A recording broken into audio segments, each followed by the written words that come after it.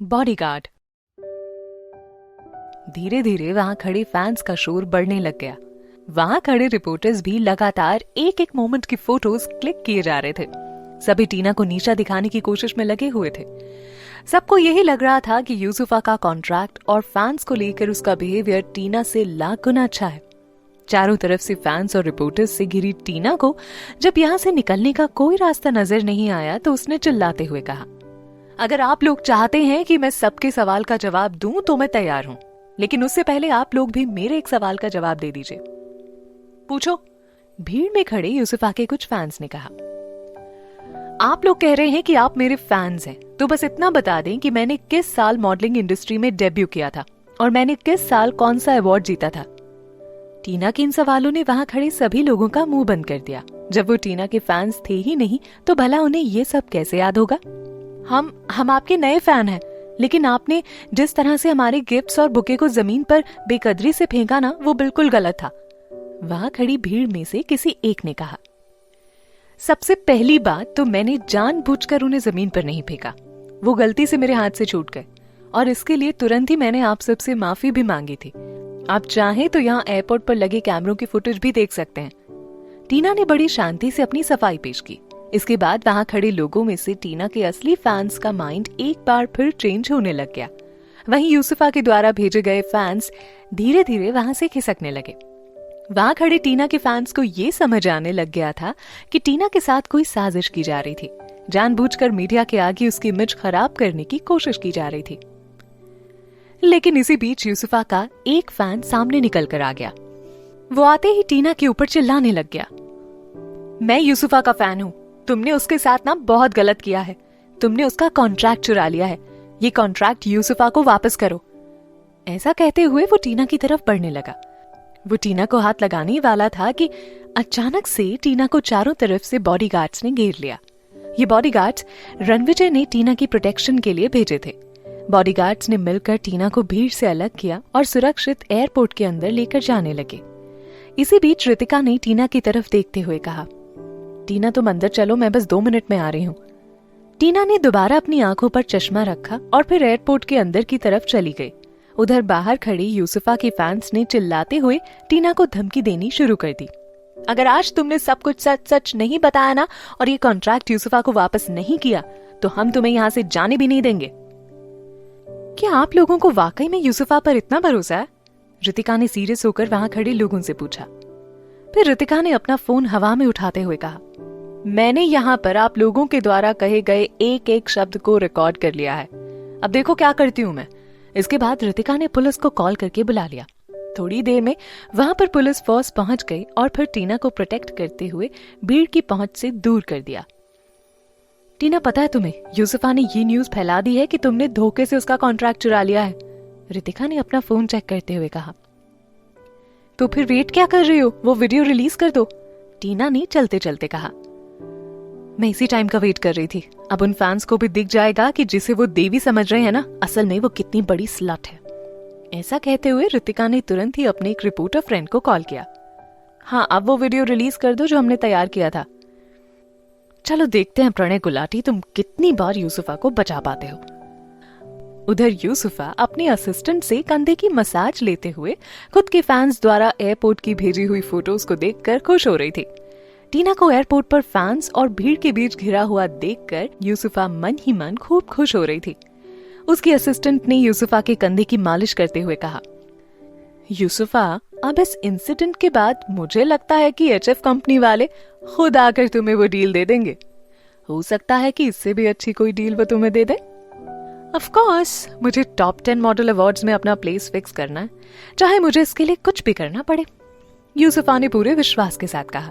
यूसुफा के अंदर ये विश्वास इसलिए था क्योंकि खुद प्रणय ने उससे वादा किया था कि वो उसे टॉप 10 मॉडल अवार्ड तक पहुंचाएगा।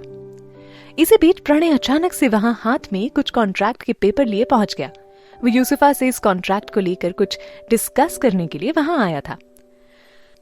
जल्दी करो माय टॉप 10 मॉडल, हमें तुरंत मीटिंग के लिए निकलना है। प्रणय इस वक्त काफी खुश नजर आ रहा था।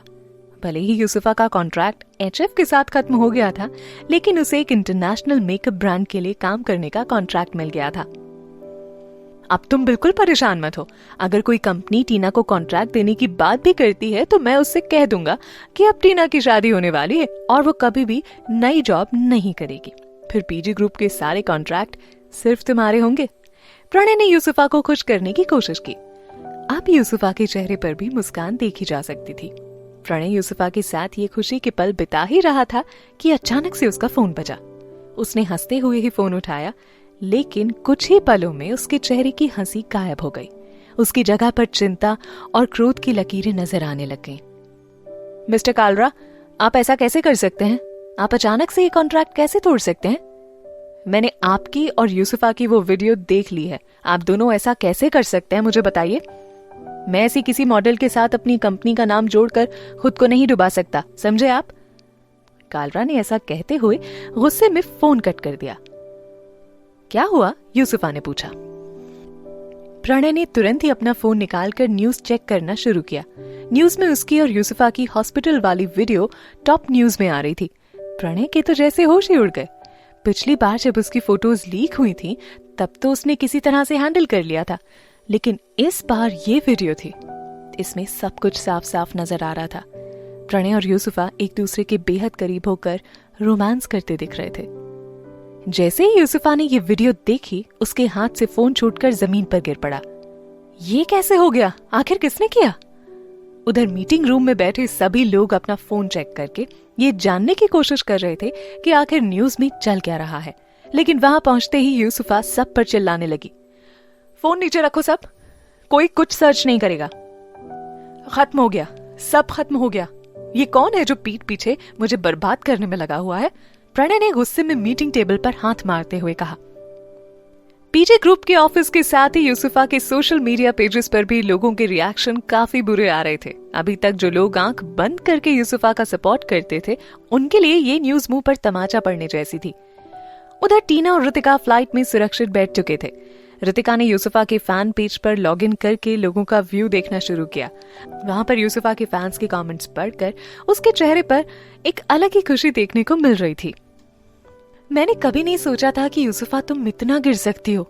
आखिर हम इतने दिनों तक कैसे तुम्हारी सच्चाई नहीं जान सके, लेकिन अब तुमने ना अपनी सारी रिस्पेक्ट खो दी है। यूसुफा के एक फैन ने उसकी फोटो के नीचे कमेंट किया हुआ था, हम सभी को मिलकर टीना के साथ खड़े होना चाहिए। हमने एयरपोर्ट पर उसकी इंसल्ट करके बहुत गलत किया है, लेकिन फिर भी टीना ने कोई जवाब नहीं दिया। यहाँ तक कि जब पुलिस आकर हम लोगों को वहां से हटा रही थी, तब भी उसने पुलिस को हमसे अच्छे से पेश आने के लिए कहा था। मैंने खुद टीना के मुंह से सुना था, लेकिन ये बात मैंने जाहिर नहीं की। यूसुफा के किसी फैन ने कमेंट में ये भी लिखा था, हमें टीना के शेड्यूल के बारे में यूसुफा के असिस्टेंट ने बताया था ताकि हम जाकर टीना को परेशान कर सकें। यूसुफा के किसी फैन ने कमेंट में ये बात भी शेयर कर दी थी। यूसुफा के फैन पेज पर उसके ही विरोध में लिखे कमेंट्स को पढ़कर ऋतिका को अलग ही खुशी मिल रही थी। वो दोनों अब कुत्तों की तरह इधर उधर बिलबिला रहे होंगे। ऋतिका मन ही मन बड़बड़ाई, टीना तुम इतनी स्मार्ट क्यों हो यार? सच में मैं तुम्हें बहुत प्यार करती हूँ, ऋतिका ने टीना को अपने गले से लगाते हुए कहा। लेकिन मैं तुम्हें प्यार नहीं करती, टीना ने ऋतिका को छेड़ते हुए कहा। अच्छा, तो तुम किसे प्यार करती हो? रणविजय को? टीना को रणविजय की याद आने लगी। वो उन पलों में खो गई जब रणविजय उसे बड़े प्यार से किस करता है। यहाँ बस इतना ही। आगे की कहानी जानने के लिए सब्सक्राइब करें पॉकेट एफएम चैनल को और बेल क्लिक करके अगले एपिसोड का नोटिफिकेशन पाएं। लेकिन आप सारे एपिसोड अभी सुनना चाहते हैं तो डाउनलोड करें हमारा pocket FM app. Link description में है, जहां आप पाएंगे इस शो के सारे एपिसोड्स और साथ ही इसके जैसे और भी बेहतरीन शो। तो देर किस बात की, अभी डाउनलोड करें पॉकेट एफएम ऐप।